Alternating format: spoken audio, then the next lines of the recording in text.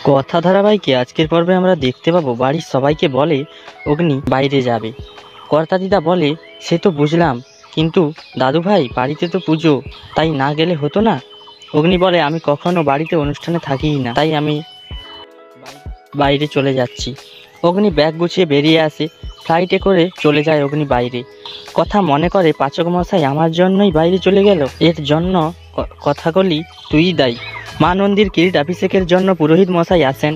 কর্তা মশাই ঠাকুরকে ফুল দিয়ে প্রণাম করতে যাবে, হঠাৎ করে কর্তা দাদুর কোমর নোয়াতে পারে না। পুরোহিত মশাই কর্তা দাদুকে বলে আপনি রুমে যান। কর্তা দিদা পুরোহিত মশাইকে বলে এ কিসের ইঙ্গিত পুরোহিত মশাই? অমঙ্গলের ইঙ্গিত। মা নন্দীর পুজো হয়ে যায়। কর্তা দিদা মা নন্দীর মুকুটটা কথাকে দিয়ে বলে কথা মা, আজ রাত্রি থেকে সকাল পর্যন্ত দেখে রেখো। মেজো কাকিয়া বলে কথা তুমি পারবে না, এই মুকুটটা আজই পাচার হয়ে যাবে, আর তোমাকে তখন এই বাড়ি থেকে চলে যেতে হবে। তো বন্ধুরা, মা নন্দীর মুকুট সরানোর পেছনে যে মেজো কাকিয়া আছে, কথা পারবে সামনে আনতে? আপনাদের মতামত অবশ্যই কমেন্টে জানিও। আর নতুন নতুন আপডেট পেতে আমাদের চ্যানেলটিকে সাবস্ক্রাইব করে অবশ্যই পাশে থাকুন।